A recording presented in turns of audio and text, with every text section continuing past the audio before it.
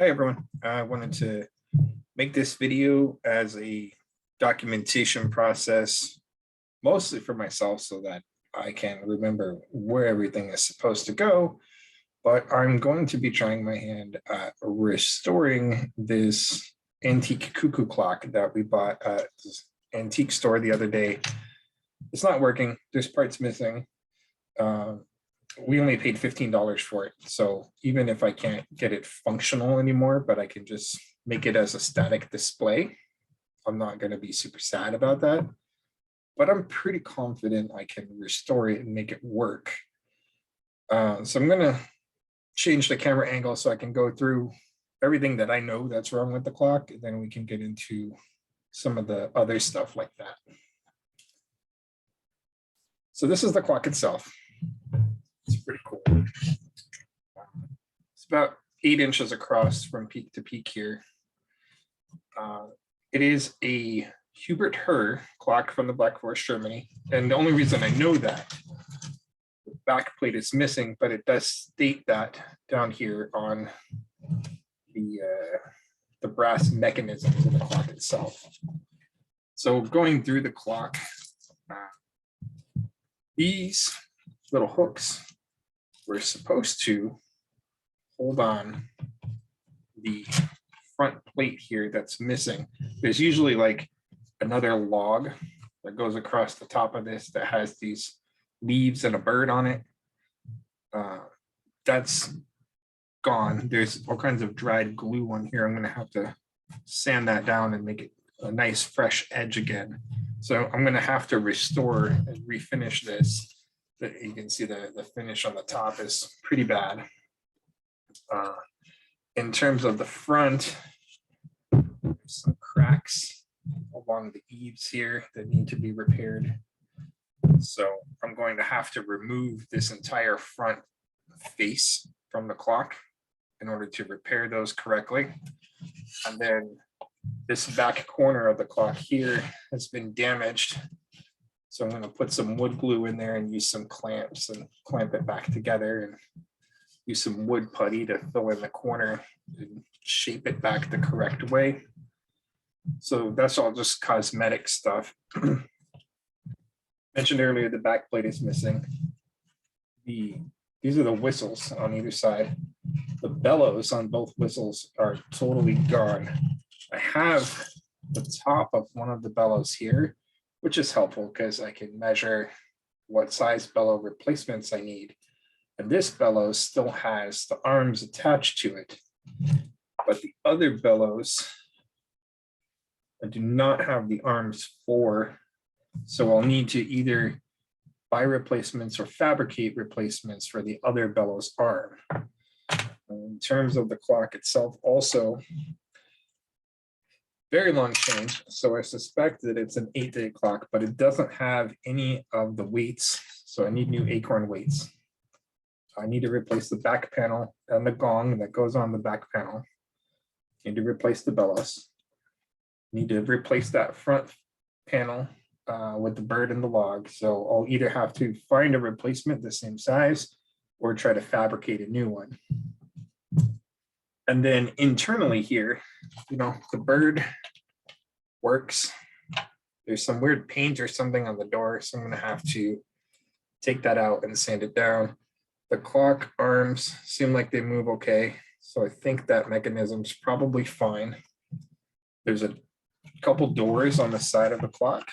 This door opens okay, but the door on the other side seems to be stuck. So I'm going to have to look at that. I have the pendulum swing connector, but no pendulum. So I have to replace the pendulum. And then in the chains, I untangled them. This side works okay, but this side is stuck. I can pull it this way, but not the other way. So I suspect there's a problem with the gears. There's a couple of pieces in there that may be binding. So I have to remove all of this stuff from the clock, take the whistles out, take the gears out, and then look at those mechanisms. And in terms of getting the chains out of the clock, the best way to do it is to use like a Leatherman tool or some pliers and just unbend that last ring and pull the piece off and then put that back. So I'm going to start taking some of this apart right now, and then I'll come back and kind of show you what we've done. So all I've done now, I just unbent the last ring, removed those, and then put the ring back flat again so that I can easily pull it through here and not have it seize up. So removing this other ring here was tricky because it was right up against it. So I just took that last link completely out of the chain so that I didn't have to worry about trying to bend it flat again while it was still in there. Now, potential causes that could have made that gear bind on the other side are the chain could have been twisted, which is really hard to see, you know, from the inside, or there's kind of like a stopper mechanism so that when you turn the gear one direction, that stopper will catch it and keep it from going the other way. If those are bent, it won't allow it to turn properly. So now I've got both of the chains out. I've got the rings off. I put that other link back in the chain. These are going to need to be cleaned because they're filthy. They're old. I mean, old chains do that. And I've got a box that I keep all of this stuff in so that I don't lose any of it. For small parts, I would recommend putting them in a Tupperware container or a Ziploc bag or something like that, trying to label it especially if it's going to be a long time between when you're working on the clock versus when you're putting it back together. So that's kind of where we're at right now. So the next thing I'm going to remove is the pendulum arm. And the pendulum arm, you can see right here. This is what swings back and forth, and it's attached up at the top. There's a lever here, and I need to use the pliers to carefully separate this pin from that pin. So I'm going to pause the video and do that real quick. All right, so it was actually easier to unbend these hooks than it was to try to pry this open. So those hooks sit on the bottom of this post. There's this little flat piece here. They just hook onto that. Both of these rings go inside of that bar.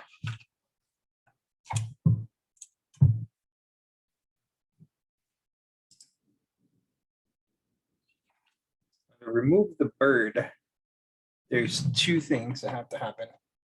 There's this hook on the door, so that when the bird goes inside, it closes the door after him.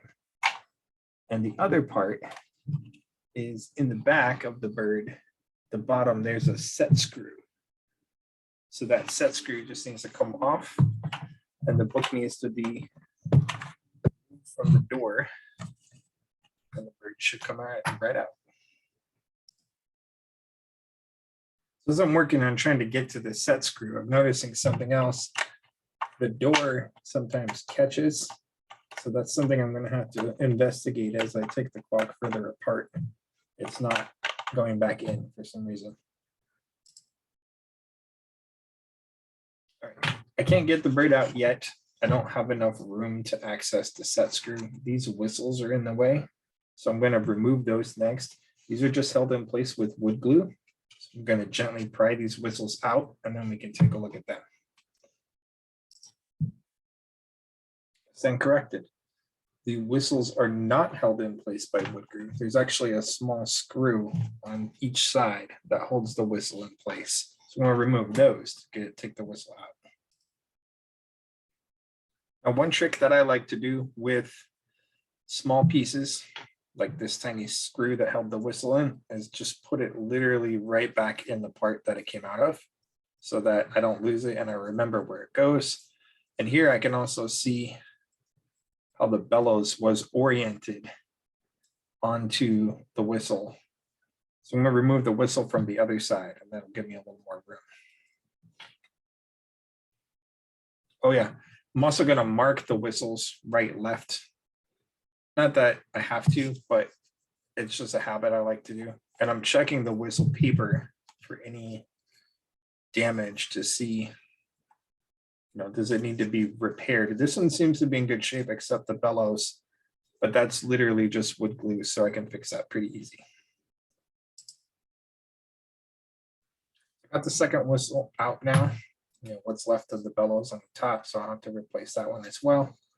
This whistle also seems to be in good shape. One of the things to note is that in addition to the screw, there was also a tiny nail that held the whistle in at the bottom over here. So all I'm going to do is just take the pliers and push that nail back out to the other side so that I can remove it.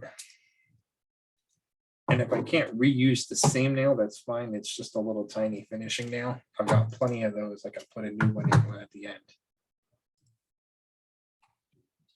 So now that the whistle's out, I'm able to examine this door that's stuck a little more, and I can see when it's definitely unlocked, and I can open it. I can see that the hinges is a little bent on the inside. So I may have to take this door completely off and redo the hinges in order to make it fit right. Because that's what's causing it to bind here. It's pushing too much on this end. There's too much opening because of the bent hinge, and it's putting pressure on this side of the door here.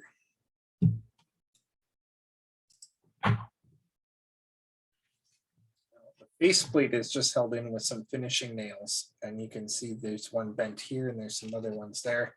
So I'm carefully going to pry off the base plate. I know already there's a couple pieces that are broken at the top, so I'm not terribly worried if it cracks during this process because I'm going to have to re-glue it and repair it anyway. I'm actually going to show you this process a little bit. I'm having a lot of good luck without even tools. I'm just putting my fingers along the underside of the faceplate and using my thumbs to push down. I'm just kind of rocking it back and forth. And just because it's finishing nails, a lot of it is coming out with a fairly good amount of ease. I'm not having too much difficulty with it. It's only separated in the places that were already cracked. So I'm not too worried about that.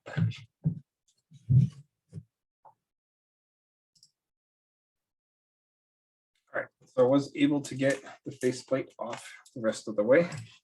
I did separate right down the line where it was already cracked, which I was expecting. And now I can see the nails. So I'm just going to push these nails back out through the front and remove them, just like I did with the other part. This nail at the bottom center of the faceplate was considerably longer than the others. Once I got it a little ways out, I was able to reach in and kind of pull it with the pliers a little bit and create enough of a gap to put a screwdriver underneath and gently pry it until it came out. Was also glued along the bottom here. So just exercise caution when removing the plate. Hopefully yours isn't already cracked like mine was. You can see too, like this one, it was already cracked over here as well, and it has been repaired at least once. So I may remove this joint again and re-repair it a little better. So that's where we're at with this. All right, so I was able to just push the nails through with the pliers, get the nails off of both pieces. So now I have those, and I'm just going to replace them with new finishing nails at the end. So I figured out what's causing the door to stick on the front when it was opening and it wouldn't close right, like this. It's not closing right. On the back, this little black hook piece, there's this lever right here. If I pull that lever down, push it up, it'll make the door close. So if you watch when I open and close the door, that black lever moves. So the fact that it's getting stuck indicates to me that there's either dirt or grime or something damaged within that component. So I'm gonna have to take a closer look at that.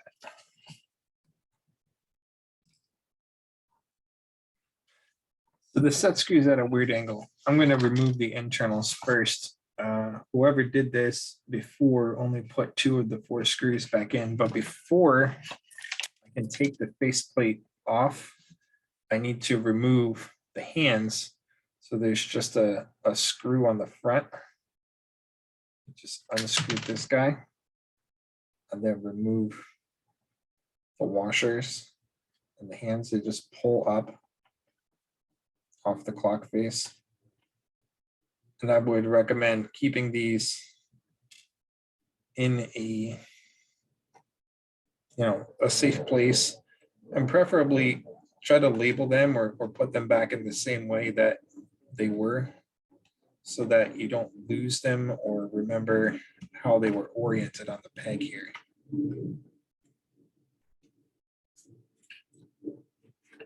Now I can slide the internals out, except for the bird.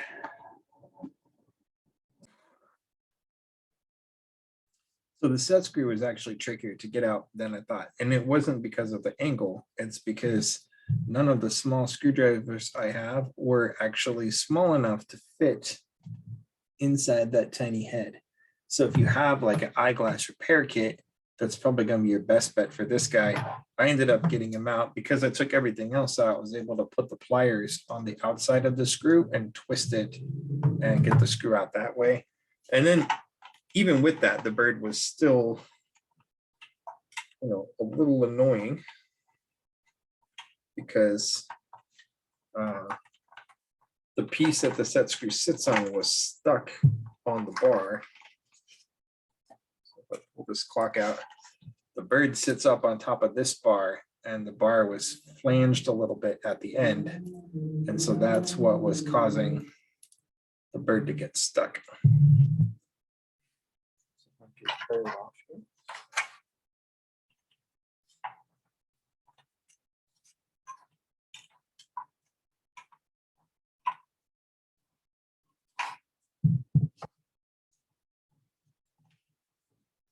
There's the bird. So this is the piece that it sits on, and this little hook goes on the door, and that's what keeps the door closed when the bird comes out. So there you have it. So I've already fixed the door issue. This bar opens. This is what the bird comes on. And what ended up happening is there's a little tiny spring that wraps around this bar. I apologize for the picture quality. This spring wraps around the front behind this plate, and it comes out the other side and wraps around this lever here. So as I open the bar, you can see everything moving. And that spring is supposed to pull that lever back, and that lever is attached to this other piece here. So what had happened was this piece of the spring that wraps around the front of this bar, it was loose. So I just took the pliers and pushed the spring back around and tightened it up. And now the spring goes smoothly and it doesn't bind or get stuck anymore. All right, so I'm playing around with the gears. I restrung the chain around that one gear that was broken, and I can pull it to this side and it works fine. If I pull it to the other side, I gently apply pressure, you can see that everything is moving. The pendulum is moving. So this will keep time. The gears are not damaged. This is the chain that the weight hangs on. And then when the weight is done, we'd rewind the clock, and then the chain would start again. So that's good news. And on the other side, I was able to turn the wheel, and I could see that, the bird was moving like it was supposed to. And these arms are for the bellows. So when I got to the right spot, it did trigger all of the things to move. There you go. It triggered everything to move like it's supposed to on this side. So in terms of the gearbox itself, I don't think anything's actually damaged at all. Everything seems to be in good working order. It just needs to be cleaned. So that's about where I'm at for the day. I'm gonna stop this and try to clean some of this stuff, get some replacement parts on order, and pick it up again later.